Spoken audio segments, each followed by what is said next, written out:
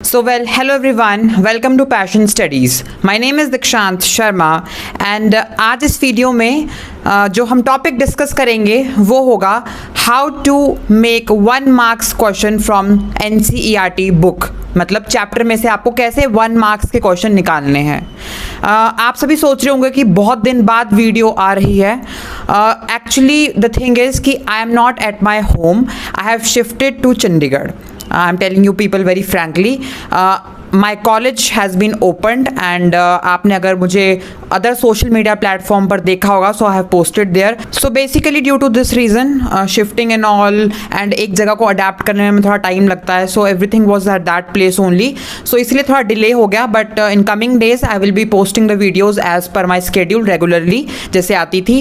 थोड़ा यहाँ पर white board and all shift हो जाए so permanently will be getting. But till the time other type of informative videos I will keep posting. Right. So now coming directly on the point that is how to make notes from the chapter. right. सबसे पहली बात जो आपको यहाँ पर ध्यान देनी है वो ये है कि आपको सबसे पहले तो चैप्टर को रीड करना बहुत ही ज़रूरी है. जब तक आप चैप्टर रीड नहीं करोगे तब तक आप उसमें से कभी भी कुछ भी इम्पॉर्टेंट चीज़ नहीं निकाल सकते. आपको हर चीज़ ही इम्पॉर्टेंट लगेगी. आपको लगेगा कि हर लाइन ही इम्पॉर्टेंट, मैं सब कुछ लिख दूँ. फिर आप क्या करोगे, कॉपी पेस्ट कर दोगे एंड आप प्रॉपर जो वो नोट्स होंगे वो भी नहीं बना पाओगे और आप हर लाइन को अपनी नोटबुक में जॉट डाउन कर दोगे, लिख दोगे. राइट. तो ये बोल सकते हैं कि this will not work very efficiently. आपको पहले चैप्टर एक बहुत ही बेसिक वे में रीड करना पड़ेगा. एक ग्लैंस लुक लेनी पड़ेगी चैप्टर की, एक झलक लेनी पड़ेगी. एंड आपको जब जैसे मतलब आपने चैप्टर पढ़ लिया then you will be like this कि हाँ आपको थोड़ी चीज़ें समझ आएगी. आपने जब आप फर्स्ट हैंड रीडिंग लोगे तो आपको थोड़ी चीज़ों से एक आइडिया मिल जाएगा. Getting my point. So therefore आपको क्या करना है, सबसे पहले कि आपको एक चैप्टर है जो वो अच्छे से पढ़ लेना है, रीड कर लेना है. उसके बाद आप क्या करोगे, उसके बाद आप क्वेश्चंस निकालना उसमें से स्टार्ट करोगे. अब आपको यहाँ पर ये पता चल जाएगा कि कहाँ इंपॉर्टेंट डेट्स है. लाइक हिस्ट्री में आप देखो कौन से इंपॉर्टेंट इंसिडेंट्स हैं. सोशियोलॉजी में लाइक डेफिनेशंस कहाँ पर है. ज्योग्राफी में भी डेफिनेशंस होगी आपकी. राइट. या फिर कोई डेटा अगर आपको आ जाता है, पॉपुलेशन वाले चैप्टर्स है जैसे डेमोग्राफी हो गया आपके. राइट. एंड जितने भी आपके अदर चैप्टर्स है वहाँ पर, तो उसमें आपको बेसिकली इन चीज़ों से क्या हो जाएगा, एक अडेप्ट हो जाओगे आप इन चीज़ों से. आपको एक ऑलरेडी आइडिया मिल जाएगा and then you will start writing them down. अब जो आपका एक हम बोल सकते हैं क्वेश्चन बैंक बनेगा, क्वेश्चंस आप निकालोगे. Either it can be MCQ form, आप MCQ बनाओ या फिर आप फिलअप फॉर्म बनाओ. MCQ में टाइम लगेगा. Right. You have to make other options. तो इससे अच्छा कि आप फिलअप बना लो. फिलअप में आपको direct you will get the idea and आप सीधा ही उसको आंसर वहाँ पर फिलअप की फॉर्म में लिख सकते हो. उससे आपका 1 मार्क्स भी तैयार हो जाएगा एंड आपकी लास्ट में प्रैक्टिस भी हो जाएगी. तो पहले एक रीडिंग लेनी चैप्टर की और बाद में बुक में आइडेंटिफाई करना. राइट. कि कौन से वहाँ पर इम्पॉर्टेंट डेट्स हैं, कौन से वहाँ पर इम्पॉर्टेंट टर्म्स है, टर्मिनोलॉजीज आई है, definitions, data and other keywords, वो आपको आइडेंटिफाई करने हैं. फर्स्ट रीडिंग लोगे तो अंडरलाइन करते जाओ इफ़ पॉसिबल. राइट. अंडरलाइनिंग से क्या होगा, that you will get something कि आपको जब नेक्स्ट टाइम आप लिख रहे होंगे तो आपको दिक्कत नहीं आएगी फाइंड आउट करने में. अब देखो जो क्वेश्चंस होते हैं वो आपके डिफरेंट टाइप के बनते हैं. ऑब्जेक्टिव टाइप क्वेश्चन कुछ आपको MCQ फॉर्म में बनेंगे. राइट. कुछ आपके फिलअप फॉर्म में बनेंगे, कुछ आपके डिस्क्रिप्टिव टाइप होते हैं. तो क्वेश्चन आपको बनाना एक आना चाहिए obviously. But the first and the foremost is कि जो भी आपका क्वेश्चन है वो आपको पता होना चाहिए कि वो किस फॉर्मेट में पूछा जाएगा. उसके लिए आपको अब सैम्पल पेपर को देखना ज़रूरी है. अब अगर आप कोई भी सब्जेक्ट लो, उसका सैम्पल पेपर आपने डाउनलोड कर लिया होगा अगर फर्स्ट टर्म के लिए तो वेरी गुड. अगर नहीं किया है तो आप डाउनलोड कर सकते हैं, लिंक मैं डाल दूंगा डिस्क्रिप्शन में. डाउनलोड कर लो, देखो पैटर्न कैसा और उस टाइप के क्वेश्चंस बनाओ. उससे क्या होगा कि आपको फिर उस तरीके की हैबिट हो जाएगी आंसर्स देने में.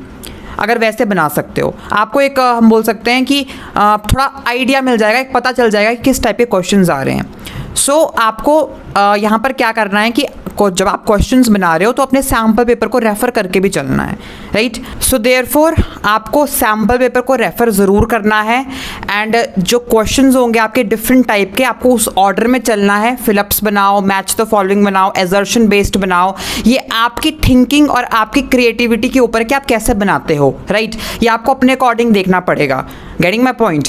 और जितना आप क्वेश्चंस बनाते जाओगे उतने चैप्टर में आपकी थॉरो नॉलेज बढ़ती जाएगी. जाएगी, आपकी थॉरो रीडिंग होती जाएगी, राइट। सो क्वेश्चन अपने आप बनते हैं, ये कोई हम सीखते नहीं कि हाँ जी बनाने कैसे है, आप खुद बनाओगे जब आप पढ़ते जाओगे। So the times you will read, the how many times you will read, that much you'll be getting from the chapter, and those many questions you'll be making, right?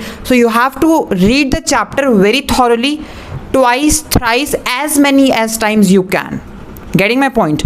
So जितना आप पढ़ोगे उतने questions बनेंगे, उतना depth में आप जाओगे, and एक बार आप जब स्टार्ट करते हो ना क्वेश्चंस बनाना, वो ऑटोमेटिकली बनते जाते हैं। बट हम सोचते रहते कैसे बनेंगे, चैप्टर ही नहीं कंप्लीट हो रहा है। But you start, initiate, right, initiate करो इस चीज़ को, and then automatically you will start doing it very efficiently. So I will end this video now, and जो भी आपने क्वेश्चन बैंक बनाया होगा, राइट, उसको आपने रिवाइज भी करना है। ऐसा नहीं बना दिया 100 क्वेश्चन बना दिया और रिवाइज नहीं कर रहे हो, तब कोई फ़ायदा नहीं है। So revise them, recapitulate them, sample paper के अकॉर्डिंग करो, राइट। और क्वेश्चन बैंक अगर आपको मिलते हैं so you can refer them also, क्योंकि यहाँ पर अब आपको 1 मार्क्स के ऊपर बहुत ध्यान देना होगा, MCQs type, objective, not for subjective once.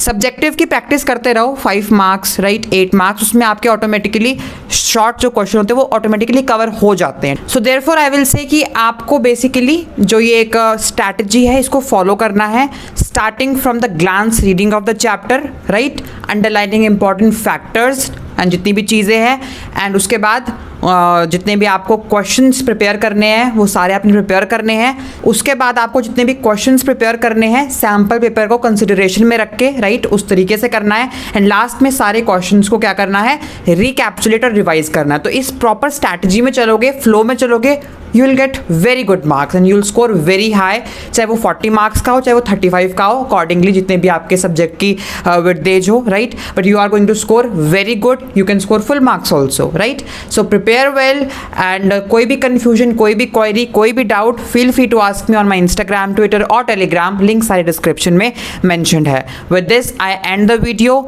And wishing you all the very best. Videos आती रहेगी, राइट, सोशियोलॉजी, ज्योग्राफी की भी, and I will continue now, and yes, I and this video now, all the best.